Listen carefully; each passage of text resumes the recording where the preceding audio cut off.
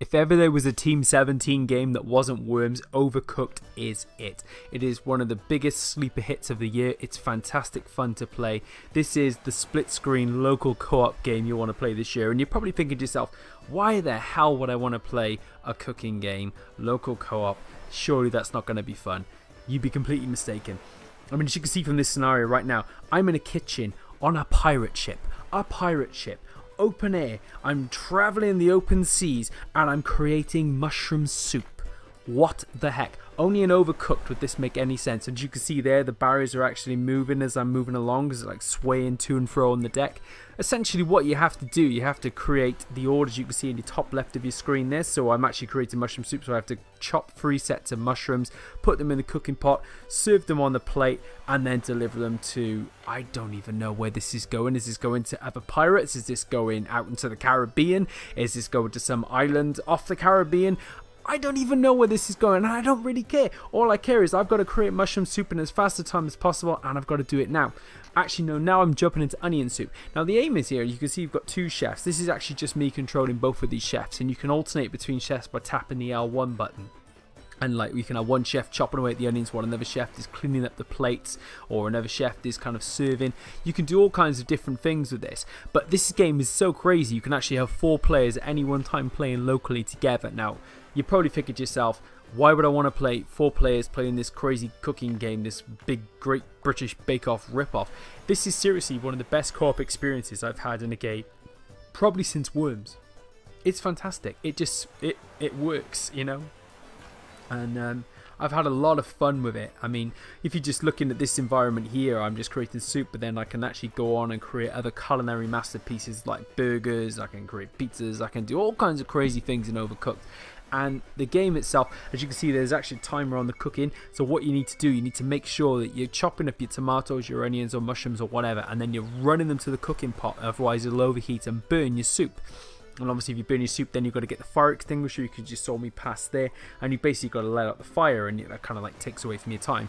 And you basically have a set amount of time to complete as many orders as possible, and each level comes attached with a star rating.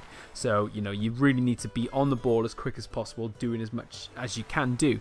Now obviously with 4 players you have a distinct advantage in that, you know, there's more hands, more things to do, there's more opportunities to kind of create the soup and get orders done faster and faster. Having said that, the cooperative nature of the game necessitates it, so that it actually makes it harder, because then you can actually kind of stumble over each other, you can kind of do the wrong thing, someone can leave their post, you know, and mess things up. Any number of crazy things can happen in Overcooked, and that's what makes it so frantic and fun, and such a genuinely local co-op great Team 17 game. I mean, to me, this is one of the sleeper hits of the year. I'm absolutely infatuated and in love with this game. It's fantastic. You can see I've switched scenes now. I'm actually in a normal kitchen. You do actually have normal kitchens in Overcooked, believe it or not. It's not just pirate ships. You don't just send stuff out into the ether. You actually have a bit like Ratatouille, the kind of Ratatouille like music in the background. I'm actually sticking a burger in a frying pan. I'm letting that go for a little bit. Oh wait, it's actually going to burn. I've got to take that off and slap it into a bun. You know, and you can just keep going and going and going. You've also got to make sure that you've got enough plates, obviously, because like plates will come back from the area, and you actually have to clean those. If you don't clean the plates in enough time, then you're not going to have plates to serve it up on, and you can't just slap a burger onto the conveyor belt and say, "Here you go, have a burger, pick it up off the floor." You know, you can't do that. You've got to put it on clean plates, and so that's something that the game, you know, really does well, is that you've got so much to think about in such a short space of time that you really just have to go, you know. And as you can see with the burger orders here, they gradually get more difficult. So I can just do a standard order where I can just literally fry a burger and slap it in a bun and order it, or I actually have to then chop up some lettuce, chop up some tomatoes, slap that in a bun as well, and then serve it. So you have to pay attention to the orders as well, and that's kind of very reminiscent of the old school fast food games and the old school type of games that, you know, like root beer tapper, things like that. So Overcooked really is just, I love it, you know, and as I say, the local co-op nature of the game makes it so much that, you know, you could really play this as a party game with a few friends and just, you know, just off the wall kind of fun craziness. I really just think Team 17 were onto a hit with this, and they absolutely nailed it, and they've just got a very genuinely entertaining experience together. I mean, I don't really, I suppose the only fault I could find with this perhaps is that there is some slight monotony in the level types, and it does feel a little bit repetitive occasionally, but you can sort of go back There is actually an underlying story with this as well, which I didn't really illustrate.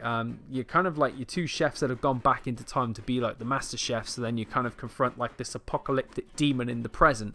I don't really know, I don't really get it, but yeah, that's kind of the story that's underpinning all of this. And there is enough going on, and there's enough kind of narrative devices. It's not just a typical game where you're just cooking stuff. This is actually a game that does do things differently, but on the whole, I would thoroughly recommend this. I'd love to hear your comments on what you think about in the comment section below, but thanks for watching, and see you next time.